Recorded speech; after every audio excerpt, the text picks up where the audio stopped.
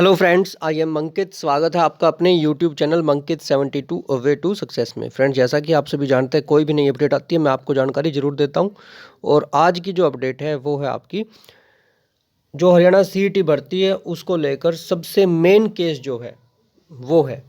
ठीक है, जो आज आपकी हियरिंग होगी वो सबसे मेन केस की है। मतलब इसमें मैक्सिमम जितने मामले हैं सारे के सारे सुलटे जाएंगे। उसके बाद हो सकता है कि एक दो और है, ठीक है, वो बाद में होता रहेगा। लेकिन इससे तो ये लगा लीजिए सीईटी भर्तियों का कंप्लीट पता चल जाएगा कि क्या कुछ रहने वाला है। सारी चीज़ों के बारे में हम वन बाय वन बात करेंगे। ठीक है, उससे पहले मैं आपको ये भी बताऊंगा कि आप केस के बारे में कैसे चेक कर सकते हैं।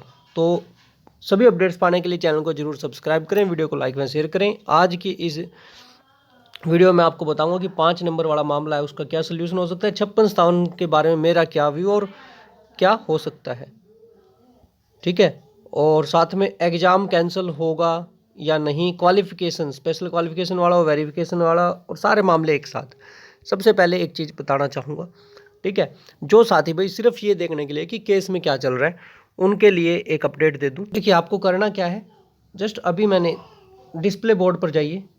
ओके, डिस्प्ले बोर्ड पर 17 नंबर कोर्ट रूम में Punjab and Haryana high court की मेन साइट पर, और कोर्ट नंबर 17 में अभी चल रहा है case number 110। Let me check, ये दूसरे फ़ोन में मैं अभी साथ में चेक कर लेता हूँ 110 ये या 111 हो गया है। ठीक है, क्योंकि मैं साथ के साथ चेक करता रहता हूँ, आप लोगों को तभी बताता हूँ भाई। ऐसे नहीं है कि ये लीजिए भाई डिस्प्ले बोर्ड, अभी कौन सा केस चल रहा है, 17 नंबर में भाई 112 आ चुका है। 112 नंबर केस आ चुका है अभी। ठीक है, तो एक तो ये, और अपना कौन सा है वो बता देते, ये देख लीजिए 112 चल रहा है अभी। ठीक है, और अपना है 123 नंबर। अब थोड़ी सी कुछ चीज़ें बताना चाहूँगा मैं इस केस के बारे में। ये लीजिए, तब तक मैं बना रहा हूँ, 113 हो गया है। ठीक है, 113 हो गया। और सारी चीज़ें जब तक मैं वीडियो बनाऊंगा ना, सारी अपडेट साथ के साथ आपको देता रहूँगा बीच में कि क्या कुछ चल रहा है, कौन सा केस नंबर आ चुका है। ठीक है, अब बात करते हैं क्या क्या मामले हैं आज। ठीक है, पहला मामला है 5 नंबर की वेरिफिकेशन का, कि वेरिफिकेशन एग्जाम से पहले होनी चाहिए। लेकिन भाई एक बात बताइए, ठीक है, रियल पॉइंट बताऊंगा। अब कुछ साथियों को बुरा भी लगेगा, कुछ को अच्छा लगेगा, लेकिन मेरा मानना ये है कि इतने बड़े लेवल पर, ठीक है, इतने बड़े लेवल पर इनके बस का नहीं है 5 नंबर की वेरिफिकेशन स्टार्टिंग में ही करना। ये मेरा मानना है। इन्होंने मार्क्स तो दे दिए, सब कुछ कर दिया, लेकिन मुझे नहीं लग रहा कि इनके कुछ ना कुछ तथ्य ऐसे ज़रूर रखे जाएंगे, ठीक है, जिनके बेस पर ये जो 5 नंबर वेरिफिकेशन का है ये काम बाद में होगा, मतलब आफ्टर एग्ज़ाम, तो ये बोल दिया जाएगा। ये मेरा मानना है, लेकिन रियल में 5 नंबर की वेरिफिकेशन पहले होनी चाहिए थी। ठीक है, लेकिन एचएसएससी की हर एक भर्ती में बाद में होती है भाई, ध्यान रखना। डीवी के टाइम पर होती है या फाइनल ज्वाइनिंग के टाइम होती है, और सभी की हुई है ये अभी भी जो आपने ज्वाइनिंग देखी है उनमें। ये तो है 5 नंबर वेरिफिकेशन वाला मामला। अब देखते हैं इसका रहता क्या है। अभी तो 5 नंबर का एक और मामला है, ये नहीं, अभी तो सोशियो इकोनॉमिक्स का मामला और बताऊंगा। सिर्फ इसी की बात नहीं करेंगे, ये तो सिर्फ वेरिफिकेशन की बात है।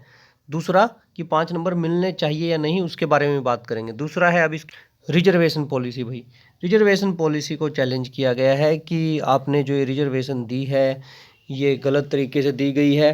पहले फर्स्ट में भी प्रीलिम्स में भी दी गई है, मतलब एक ढंग से जो सीईटी प्रीलिम्स हुआ था, ठीक है, जो मेन स्टार्टिंग में एग्जाम होता है, और मेंस में भी दे रहे हो, तो ऐसा कुछ ये बोला गया है कि आप ऐसे डबल नहीं कर सकते।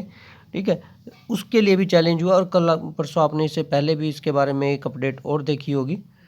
ओके, तो इसके बारे में भी अभी फाइनली बता दिया जाएगा। जहाँ तक मुझे उम्मीद है कि ये कहा जाएगा कि जो अभी अपना रखा है वो सही है, क्योंकि एचपीएससी और एचएसएससी का है ना एक अलग ही मैटर चला हुआ। दोनों ने अलग अलग पॉलिसी अपना रखी है।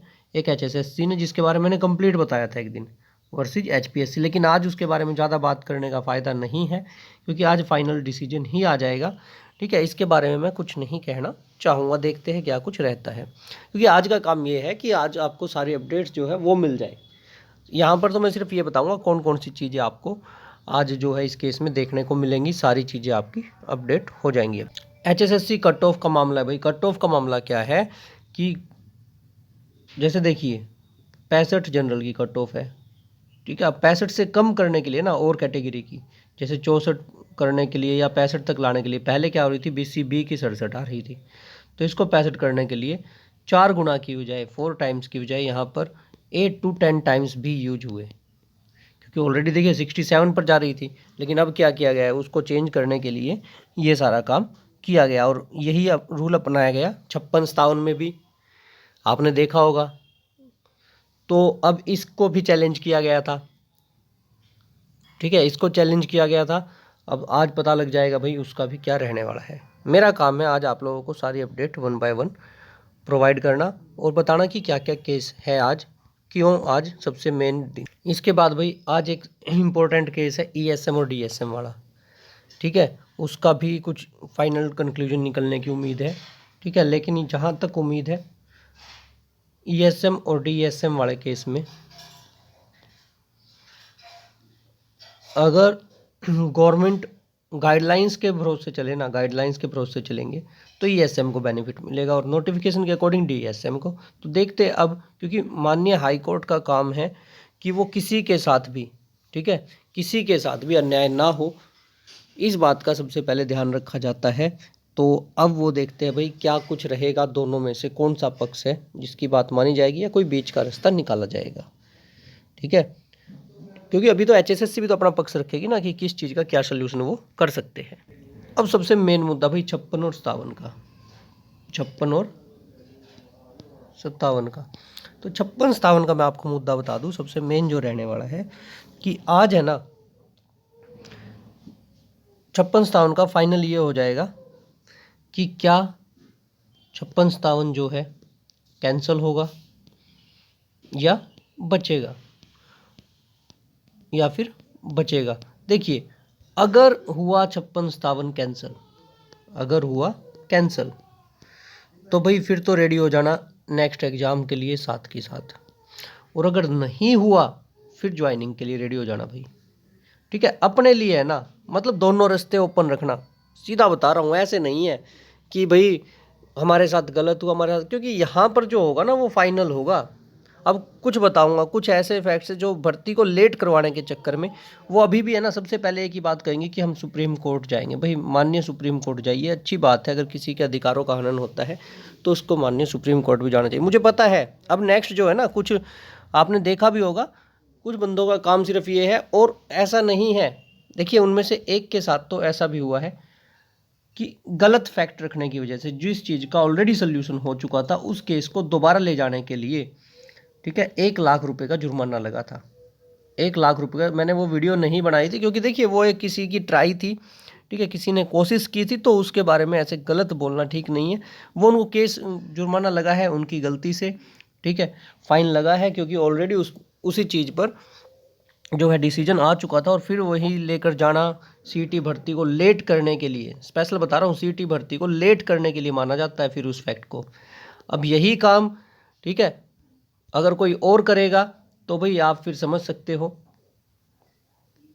तो अभी 56-57 का भाई कहाँ इतना कुछ देखने की नीड है, आज पता चल जाएगा, ठीक है। किसी के बारे में गलत कहने की ज़रूरत नहीं, किसी के बारे में सही कहने की ज़रूरत नहीं, मैं तो सीधा एक ही बात कहता हूँ, आज हो जाएगा, पता चल जाएगा, बस अपना टेंशन फ्री रहो। अगर प्रिपरेशन कर रखी है आप लोगों ने, एग्ज़ाम दोबारा हुआ तो दे लेना भाई, सीधी सी बात है। एग्ज़ाम दोबारा हुआ, माननीय हाई कोर्ट डिसीजन देगा, एग्ज़ाम दोबारा हुआ तो भाई प्रिपरेशन आप लोगों की ऑलरेडी है, ठीक है। नहीं तो कैंसिल नहीं होता है तो भाई ज्वाइनिंग के लिए रेडी हो जाना, बस। तीसरी चीज़ ही नहीं है, कोई तीसरा ऑप्शन ही नहीं है। एटलीस्ट आप लोग फ्री तो हो जाओगे। मैं बहुत सारे साथियों जानता हूँ मानसिक परेशान है भाई इन सारी चीज़ों से, ठीक है, वो मानसिक परेशान है, इसलिए बता रहा हूँ। अभी केस नंबर बता देता हूँ भाई कौन सा चल रहा है। यस, अभी के टाइम पर केस नंबर चल रहा है आपका, 1 मिनट, 17 में चल रहा है भाई 113 नंबर, 113 नंबर केस अभी, यस, गोइंग ऑन। तो ये सारी फैक्ट्स थे, क्या कुछ रह सकता है कमेंट सेक्शन में आप भी बताएं, ठीक है। सारी चीज़ें मैंने आपको बता दी है, कुछ ऐसा नहीं है भाई कि किसी को बुरा लगे अच्छा लगे, नहीं, इसमें ऐसा कुछ मैटर ही नहीं है भाई, क्यों किसी से इस चीज़ के लिए कहना, क्योंकि ये सबको पता है, फैक्ट्स है भाई, फैक्ट्स पर सारा काम होगा। ऐसे तो है नहीं कि मेरे चाहने से कुछ अलग हो जाएगा, आपके चाहने से कुछ अलग हो जाएगा, नहीं भाई, फैक्ट्स पर बात होती है। और फैक्ट्स पर जब बात होती है तो भाई वो सारा ही काम विद सोल्यूशन होता है। ऐसे नहीं है कि कुछ भी मुझे अच्छा लग रहा है तो होगा, नहीं भाई, क्यों होगा भाई, जो चीज़ रियल फैक्ट्स के साथ है वो उसी के अकॉर्डिंग होनी चाहिए, है ना, उसी के अकॉर्डिंग होनी चाहिए। चलिए भाई अब चलते हैं नेक्स्ट पर। एक मिनट,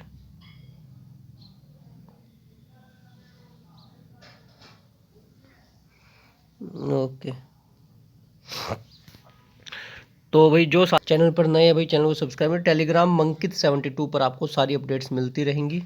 अगर मैं वीडियो यहाँ नहीं डाल पाता हूँ तो वहाँ आपको मिलती रहेगी। चैनल को ज़रूर सब्सक्राइब करें, वीडियो को लाइक एंड शेयर ज़रूर करें भाई।